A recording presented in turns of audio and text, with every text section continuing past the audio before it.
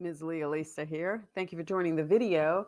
Now, taxes, those things we really don't want to have to deal with every year, but most of us have to deal with them. Well, they have increased the standard deduction. So for a lot of people, this is going to be a good thing. They increased it a few years back, and as a result, less people were itemizing because they took away a lot of things that you could even itemize, and more people switched over to just taking the standard deduction. Well, here in this household, we were those people. I want to go to this CNBC article, Make It article, so we can talk directly about what is going on. And you can see here last month, God, I needed my glasses. I don't, maybe. Last month, the IRS announced its annual inflation adjustments for 2025.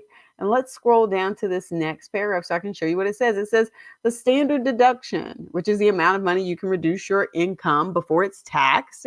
If you choose not to itemize, the standard deduction will increase to $15,000 for individual filers and $30,000 for joint filers, $22.5K for heads of households. Yes, so finally, another increase. It's about time. Things have been going up in cost. People haven't necessarily been getting an increase in income. And so that does sort of help in a way. But let's actually take a look at what these numbers have looked like in the past, because I can remember a time when they definitely were not that high. I'm going to go over to a website called Tax Notes that has historical data here. Let me make this a little bit bigger so we can actually see this better. Well, that might be a little better. And let's get rid of that. Just scroll down, standard deduction. Going back, let me scroll down here back to 1992. Look at that. And this is for married couples. Imagine that $6,000 was what you were deducting for your standard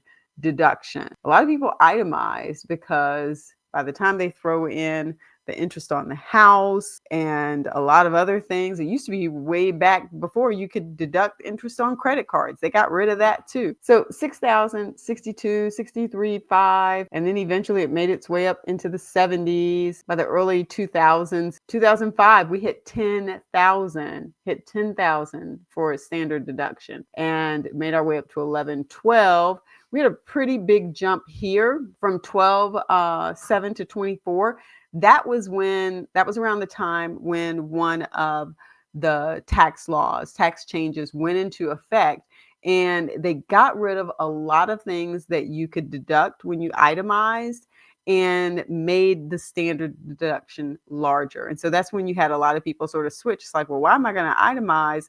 It actually is more of a benefit to us to go the standard deduction route. So a lot of people switched from doing itemized tax returns to standard deduction, and they've said that. All right, so you can see continuing to go up there, and then finally we get to next year where it's going to be 30K. Now, of course, you won't see this until you file your taxes in 2026. Okay, so it's not like this is going to be what you deduct next year, 30K. No, it's close. Look, 29.2 from 27.7. So you can see the increases there. But yes, in 2026, you'll be at 30K.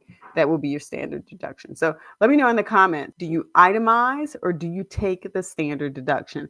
And this is actually for married couples. Let me scroll down for a second just so you can see the heads of household here. Is going to, well, they don't have the one for 2025. And then there you go for 2024. All right, but 2025, yes, 30K. All right. Hope that provides you with some more information about keeping your finances straight. I know it's definitely not something about scams. We can be thankful that I'm not having to talk about that, because I do get a little worn down talking about the bad part of this, you know. Go ahead and give the video a thumbs up and don't forget to subscribe. Peace.